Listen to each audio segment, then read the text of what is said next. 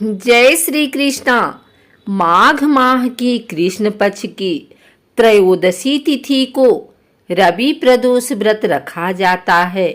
प्रदोष व्रत में भगवान शिव की उपासना और पूजा का विधान है। यह व्रत 30 जनवरी दिन रविवार को है। प्रदोष व्रत भगवान शंकर को समर्पित होता है। इस दिन भगवान शिव और सूर्य देव की विधि विधान से पूजा की जाती है। इसी तरह रविवार का दिन भगवान सूर्य नारायण को समर्पित होता है। कहते हैं इस दिन व्रत पूजन करने से सूर्य देव की कृपा प्राप्त होती है, जिससे आपको मान प्रतिष्ठा की प्राप्ति होती है। प्रदोष व्रत हर महीने की त्रयोदशी तिथि को रखा जाता है। बता दें कि माह में 2 बार प्रदोष व्रत पड़ता है, एक शुक्ल पक्ष में और दूसरा कृष्ण पक्ष में। इस तरह से साल में कुल 24 प्रदोष व्रत पड़ते हैं। प्रदोष व्रत कई कष्टों को दूर करने वाला व्रत बताया गया है। मान्यता है कि रवि प्रदोष व्रत के दिन भगवान शिव की पूजा करने से सुख और आरोग्य की प्राप्ति होती है। माना जाता है कि इस दिन रवि प्रदोष व्रत की कथा को पढ़ने या सुनने से मनवांछित फल की प्राप्ति होती है। पौराणिक कथा के मुताबिक एक गांव में गरीब ब्राह्मण परिवार निवास करता था। उस ब्राह्मण की पत्नी विधि विधान से प्रदोष व्रत का पालन करती थी। एक समय की बात है, जब ब्राह्मण का बेटा गांव से बाहर जा रहा था तो कुछ चोरों ने उसे पकड़ लिया। इस दौरान चोरों ने उसका सामान छीन लिया और उससे अपने घर के गुप्त धन के बारे में पूछने लगे। बालक ने बताया कि पोटली में सिवाय रोटी के कुछ भी नहीं है। मेरा परिवार भी बेहद गरीब है और हमारे पास कोई गुप्त धन नहीं है। ये सुनते ही चोरों ने उसे छोड़ दिया। रास्ते में आगे जाकर थका बालक एक बरगद के पेड़ के नीचे छाए में सो गया। उसी समय राजा के सिपाही चोरों को खोजते हुए वहां पहुंचे और बालक को चोर समझकर पकड़कर राजा के पास ले गए और जेल में डाल दिया। सूर्यास्त के बाद भी जब बालक घर नहीं पहुंचा तो उसकी मां परेशान हो गई।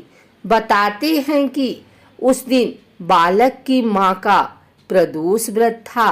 पूजा के समय बेटे की चिंता से परेशान ब्राह्मण की पत्नी ने भगवान शिव से पुत्र की कुशलता और उसकी रक्षा की प्रार्थना की। भगवान भोलेनाथ ने ब्राह्मण की पत्नी की प्रार्थना सुन ली। इसके बाद भगवान शिव ने राजा को स्वप्न में बालक को जेल से मुक्त करने का आदेश दिया और कहा, वह बालक निर्दोष है, उसे बंदी बनाकर रखोगे तो तुम्हारा सर्वनाश हो जाएगा। अगले ही दिन सुबह राजा ने उस बालक को रिहा करने का आदेश दिया। इस दौरान बालक राज दरबार में आया और उसने पूरी घटना राजा को बताई।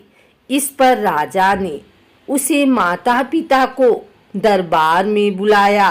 ब्राह्मण परिवार के राज दरबार में आने के बाद राजा ने उनसे कहा कि आपका पुत्र निर्दोष है, उसे मुक्त कर दिया गया है। राजा ने ब्राह्मण परिवार की जीविका के लिए 5 गांव दान कर दिए। इस तरह भगवान शिव की कृपा से वह ब्राह्मण परिवार सुखी पूर्वक जीवन व्यतीत करने लगा। इस प्रकार से प्रदोष व्रत की महिमा का बखान किया गया। हिंदू धर्म में प्रदोष व्रत का विशेष महत्व है। रविवार को आने वाले प्रदोष को रवि प्रदोष कहा जाता है। उत्तर भारत में इसे प्रदोष व्रत तथा दक्षिण भारत में प्रदोषम कहा जाता है। प्रदोष व्रत हर महीने की शुक्ल एवं कृष्ण पक्ष की त्रयोदशी तिथि को आता है। सप्ताह के विभिन्न दिनों पर पड़ने के कारण प्रदोष का महत्व भी बदल जाता है। इस बार प्रदोष रविवार को पड़ रहा है, इसे रवि प्रदोष भी कहते हैं। मनुष्य के जीवन में रवि प्रदोष का विशेष महत्व है। मान्यता अनुसार रवि प्रदोष व्रत करने वाले व्यक्ति का स्वास्थ्य अच्छा रहता है और वह दीर्घायु तथा सुखी जीवन व्यतीत करता है। सूर्य प्रदोष के दिन कुशा के आसन पर बैठकर आदित्य हृदय स्तोत्र का पाठ करें और पाठ के बाद अपने पिता या पिता की उम्र के समान व्यक्ति के चरण स्पर्श करें। प्रदोष अथवा त्रयोदशी का व्रत मनुष्य को संतोषी व सुखी बनाता है। इस व्रत से संपूर्ण पापों का नाश होता है। इस व्रत के प्रभाव से विधवा स्त्री अधर्म से दूर रहती है और विवाहित स्त्रियों का सुहाग अटल रहता है। वार के अनुसार जो व्रत किया जाए तदनुसार ही उसका फल प्राप्त होता है। सूत जी के अनुसार त्रयोदशी का व्रत करने वाले को 100 गाय दान करने का फल प्राप्त होता है। विधान से इस व्रत को करने पर सभी कष्ट दूर होते हैं और इच्छित वस्तु की प्राप्ति होती है।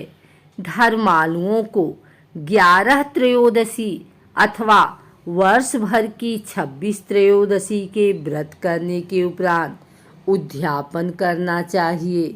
अगर आपको हमारी वीडियो अच्छी लगी हो तो ऐसी और जानकारी प्राप्त करने के लिए हमारे चैनल भक्ति गाथा को सब्सक्राइब करके बेल नोटिफिकेशन ऑल पर सेट कर लें ताकि आगे आने वाली वीडियो सबसे पहले आप तक पहुंच सके। धन्यवाद।